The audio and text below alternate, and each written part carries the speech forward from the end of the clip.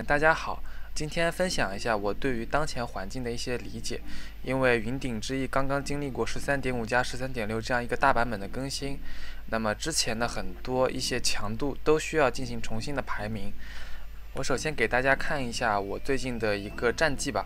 最近的2页都只掉过2把分，那么基本稳定在一个前3的名次。像有一些老4、老2、老3的局，其实都是因为在对局里面有600层到700层的炼金，那对于炼金这种东西实在打不过，那也没有办法。首先我们来提一下之前的版本，也就是云巅版本。那么在这个版本，我认为其实已经是相对于比较平衡的一个版本了，因为有很多的阵容都可以进行选择，有很多的阵容也都可以去玩，但是相对来说还是有几家阵容是一家独大了，例如说外交法、极客包括说两费的2大毒瘤螃蟹、先知，对吧？这2个阵容其实都悄无声息的把整个云顶的一个环境改变了。那么整体来说，之前的云巅版本还是更侧重于毒狗方向。那么如果你能站到一个螃蟹或站到一个列纳塔，那么这把基本上都是有分的。那么这个版本发生了什么变化呢？首先最大的变化就是螃蟹直接被没法玩了，包括说列纳塔也被严重削弱，有是有，但是变少了很多。所以说在这2大2费毒狗消失了之后，那么整个环境我觉得更加重新回归到了一个运营版本。因为毒狗减少了之后，会导致你的3阶段压力比较小，不会有一些地到2星的一个毒狗去入你的血量。你像螃蟹这种阵容，其实3件神装加上一个成型的质量是非常强势的。所以说包括说这里我们4阶段里有更多的阵容可以选择，导致我们这么一个同行的数量就变少了。比方说之前的版本那个蓝发是比较弱的，那么为什么蓝发比较弱呢？首先其一是之前的节奏比较快，蓝发这个阵容还是比较需要上9，通过找妖姬啊，找那个金克斯啊，包括说找杰斯啊，这些高质量的牌去最后撑住你的整个场面的，也就是去找一些2星5费卡。那么你如果前面毒狗太多，掉了太多血的话，你可能就玩不到一个后面的一个高质量。那么包括说蓝发去打螃蟹和列纳塔的时候是非常吃亏的，因为蓝发的阵容大部分的伤害都是以 AOE 为主，那么它对于一个单点的突破能力比较弱，所以打螃蟹很难打。那么打列纳塔，因为列纳塔一直给盾嘛，也比较难打。所以说包括说这个版本加了一些很多强势的能玩，比方说监察老鼠，对吧？4监察4狙神的老鼠。那么在之前的版本里面，你去玩试验老鼠是大概率可能最多是一个烂分。那么我记得就是像一方通行最开始是云巅登顶，后来之所以慢慢的不太行了，就是因为去玩了1天老鼠，包括说过于迷信大螃蟹，包括说像是外交飞机因为外交整体得到加强，包括说飞机这张卡也是得到加强了，也是可以去玩的。然后也是哨兵皮城，那么哨兵皮城就是说主流的像外交法、极客都遭到了削弱，所以这个时候哨兵皮城就变成了一个相对来说比较不错的选择。那么这里我还推荐了一套我自己玩的比较多的阵容，就是赌莫甘娜。那么这套阵容的话，我大概打了5、6把，只掉了1把的分。那么那一局的情况是战利品订阅爆了很多的钱，后期来说我没有找到2星蚂蚱这种的上限所以导致整个后期比较薄弱了。可以聊完了这些，我给大家提的是什么建议呢？那么我首先的建议是需要大家提高炼金的优先级，因为现在大家可以去看到5炼金的5炼金会提供70点的这么一个层数，在之前呢，你想要达到70点的层数，你是需要6炼金的。也就是说现在只要你在7级或者8级能够抽到谢尔科开出5炼金的话，等于说系统是白送你一个转职的层数的。但是这也有一个问题，也就是说现在炼金男爵的转职是被删除了的，所以想要通过开局转职获得高炼金层数是不太现实的。那么现在的炼金男爵怎么玩呢？我这里有2种玩法。那么第一种是去玩炼金史密奇这一套的优点是在于史密奇和忍尼双3星之后，大概只需要300到400层的一个炼金层数就有吃鸡的这么一个潜力。如果是想去玩500到600层的希尔科的话，我比较推荐前期能够打出8到9连胜，7连胜左右吧。这个时候你要去开3炼金、4炼金的时候去连败，在中间找出谢尔科去吃5炼金的70层，因为你在3炼金和4炼金的时候其实是没有被过多的加强，层数是差不多的，也就是说只有5炼金的层数的，只有5炼金的时候层数就会显得特别的多，所以尽量要去找到谢尔科晚一点开始掉血连败，这样才能收出更高的层数来。如果你有底层争夺战的话，那么这把你只需要考虑是500、600层的问题了。底层争夺战前面只需要保住血，中后期慢慢开出层数来，中后期慢慢开出3炼金、4炼金来，就基本上是500到600层的这么一个区间。当然你一定要保住血，因为你这样的话，你5炼金晚一点开，多收70层，你的层数就会很容易变高。包括说底层争夺战，它会给你经济，也会给你血量，方便你更好的递到谢尔科，也方便你更好的连败。撤销这里还会有第2个建议呢，提高蓝发的优先级。之前也是提到过，就蓝发这个阵容的话，它之前是比较偏弱的，一是节奏太快了，二是来说它打不过像是螃蟹啊，电塔这样的阵容。这个版本的话，如果你有蓝发转，或者说你有一些比较优质的一个海克斯，或者说你这把的节奏比较偏向蓝发，那么你就可以去玩。这里我会提一下蓝发的一个比较强势的点。首先来说，如果你有绿甲给到俄洛伊的话，你有一个绿甲能够给到俄洛伊的话，你这把的蓝发就会特别的强。那么我会提到蓝发想要变强的2个点。首先第一点的话，这样吧，明天应该会有一个视频具体的讲这个蓝发阵容会怎么玩，那么我们到时候明天可以，大家感兴趣可以看一下视频，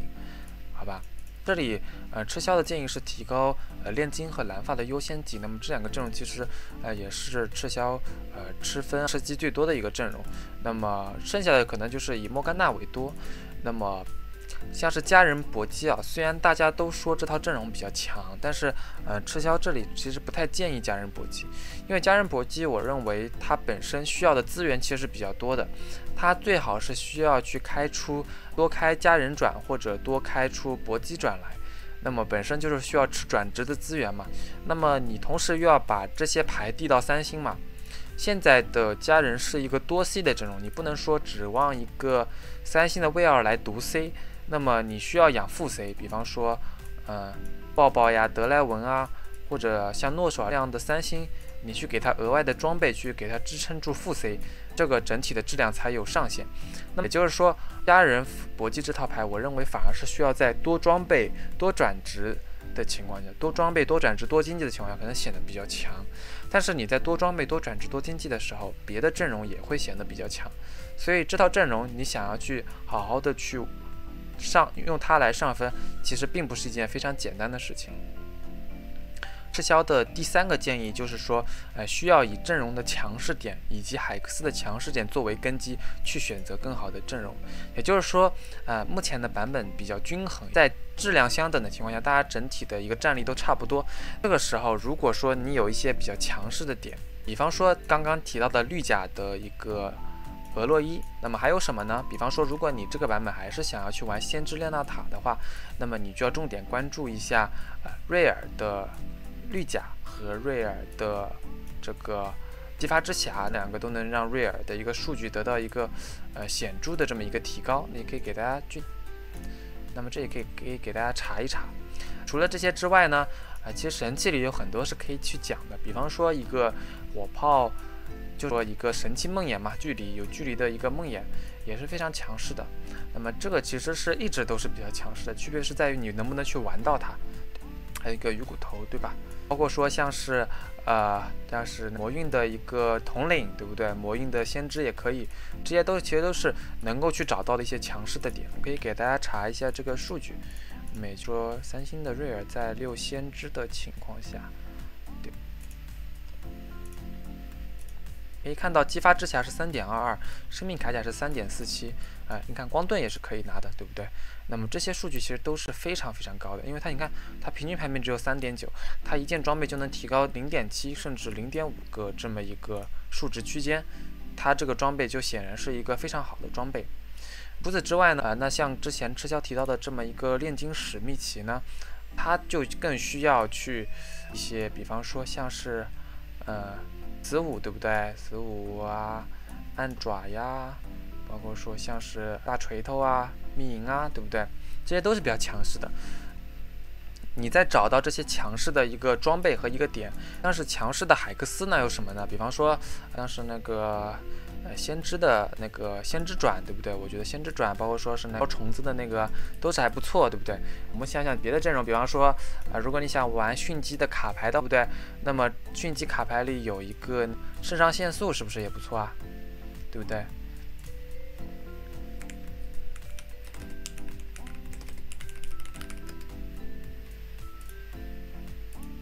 这叫肾上腺素吗？还是这个肾上腺爆发，对不对？这些其实都是相对来说比较强势的一个海克斯。比方说，你如果这版本还想去玩极客的话，可以去找羁绊追踪者。之前我也出过一期视频是讲羁绊追踪者的，对不对？这些都是能够去得到的。那甚至比方说，虽然这版本法师有点弱，对不对？但是其实如果有法转的话，我们中期去用乌鸦做前排，对不对？开一个6法。大概是这样一个形状，是不是？法转的话就去给到盖伦嘛，或者安贝萨，对不对？去找到法转，就是相对来说法转也是一个海克斯强势的点，因为大家都平衡了，所以说如果你能做到一定的超模的话，你就很容易去上到分。那么第4点，赤霄给的建议是，如果缺少强势点，就去更多的对阵容进行摇摆。那么根据哪边来牌去走哪边。那么像是什么阵容是可以互相摇的呢？比方说我们有一套法装，是一套可能是跟青龙刀法爆有关的法装。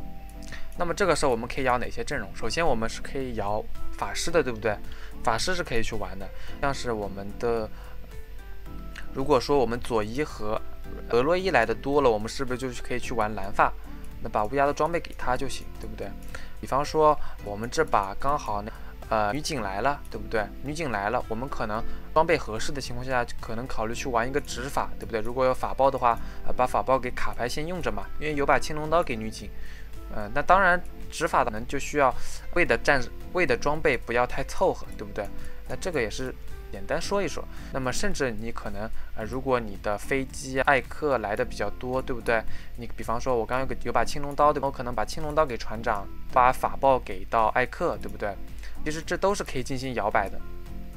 甚至包括说像皮城，对不对？如果俄洛伊和大头来的比较多，我们去玩皮城是不是也可以去给他青龙刀和法爆把给他大头就可以了？这个是有什么好处呢？这个好处就是在于我们不是每把运气都很好，摇摆就能有效的让我们的成型度更加稳定，让我们的阵容更加稳定，不会出现比方说我们8级可能想要去玩蓝发，确实一张俄洛伊都抽不到，那么可能就是直接5连败老8就出局了，这种情况就会比较尴尬。那么还有哪些可以摇摆呢？那甚至比方说像是现在老鼠，对不对？除了你说我们主流的可能是去玩